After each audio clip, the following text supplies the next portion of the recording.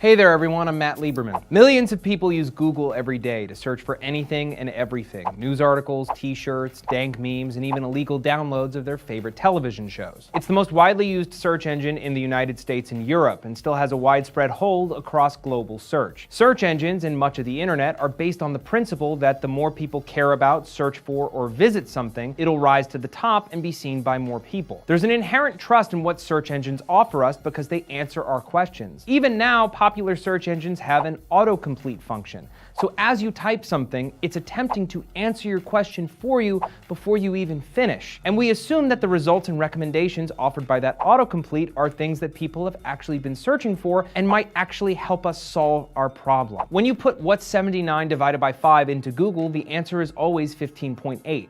When you ask how do you make pizza dough, you're going to get a bunch of recipes for how to make pizza dough. Because of that principle, there's an inherent trust that when you Google something, you are seeing the actual factual answer to your query or question, based at least in part on the results of what other people are actually searching for. In the case of Hillary Clinton, who clinched the Democratic nomination, we know for a fact that that is not the case. Thanks to the help of our editor Spencer Reed, SourceFed has discovered that Google has been actively altering search recommendations in favor of Hillary Clinton's campaign, so quietly that we were unable to see it for what it was until today. When we type Hillary Clinton CRI into Google, the site's autocomplete function shows 3 potential searches: Hillary Clinton crime reform, Hillary Clinton crisis, and Hillary Clinton crime bill 1994. However, when you type the same term, Hillary Clinton CRI, into Google's competitors Bing and Yahoo, you get very different results, focusing on whether or not Hillary Clinton has ever committed a crime. There's clearly something wrong here, right? It's like if you put 3 people into a room that's on fire, and 2 out of the 3 people yell, "Fire!" and the 3rd person yells, "I'm in a room." So what's going on here? Maybe people are just searching for different things on Google than on Yahoo or Bing. Or even just because we're from California, a traditionally liberal state, we received a lot of pro-liberal recommendations. When we searched for Hillary Clinton crime reform, the top result from earlier, there weren't even enough searches of the term to build a graph on the site, which begs the question,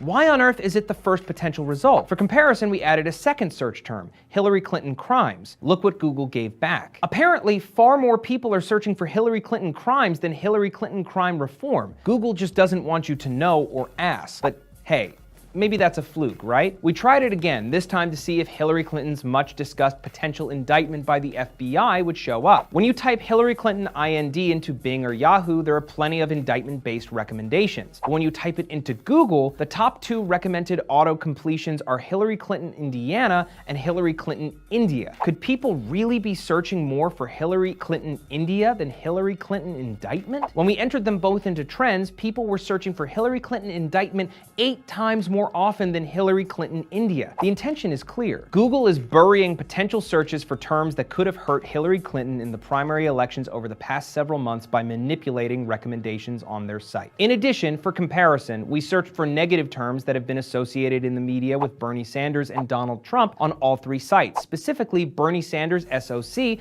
for socialist and Donald Trump RAC for racist or racism. This time, Google matched the recommendations of Bing or Yahoo. No visible tampering. Google's bias here is undeniable, but how did this happen? Why? Who is responsible? At this stage, I must be clear. We at SourceFed are not accusing any individuals of any crimes. If this warping of search recommendations is as intentional as it appears to be, Google didn't break any laws in doing so. It's deeply unethical and wrong, but not illegal, and there is no proof that Hillary Clinton or any members of her campaign pushed for or knew about this practice. There are a stunning number of links between Google and her campaign, and they all stem to one person in particular. Eric Schmidt, the executive chairman of Google's parent company Alphabet Inc. and former CEO of Google, is also a major funder of The Groundwork, which is, according to sources acquired by Wired, an investment by Schmidt to ensure that Hillary Clinton has the technological and engineering prowess to win the election. Their specialty is data analytics and targeted outreach, and they are one of the Clinton campaign's priciest outside contractors, billing the campaign over $177,000 in the second quarter of 2015 alone. So Eric Schmidt, the former head of Google, who is chairman of their parent company, funds a data analysis company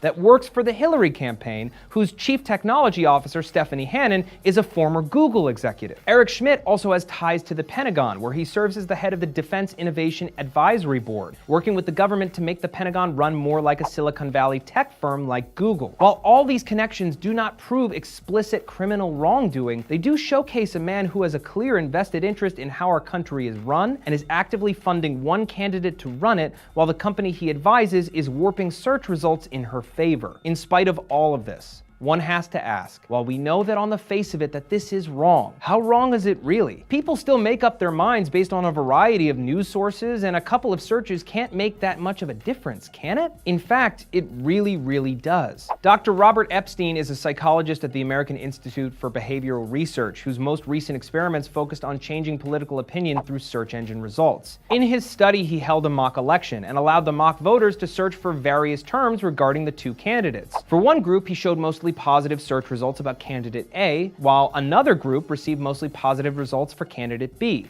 A control group received mixed, untouched results. What he found was that he was able to swing voters up to 48% for whatever side had more positive results, a process he dubbed voter manipulation power. He was quoted as saying that Google could determine the outcome of upwards of 25% of all national elections. A Google spokesperson spoke with Wired on the topic last August, saying that providing relevant answers has been the cornerstone of Google's approach to search from the very beginning. It would undermine people's trust in our results and company if we were to change course. I'm sure that many people at Google would be disturbed to discover what we've discovered this morning, and we deeply hope that this is just a mistake. At this time, the Hillary Clinton campaign has made no comment on the topic of search manipulation. Now, as we bring this video to a close, I'd like to make my position perfectly clear. What we've discovered about Google's potential actions is shocking and deeply disturbing. I no longer have the trust that I once did in the company at large and what they're meant to represent. If it is proven that the intentional manipulation of search results and recommendations has occurred, then Google and Eric Schmidt are in the clearest of wrongs here. There is no proof of any kind that the Hillary Clinton campaign asked for or was aware of any wrongdoing, and for myself or anyone else to assume or allege so is irresponsible. That's what we have. Search everywhere for information. Arm yourselves. Let's start over and look at the facts, and then vote.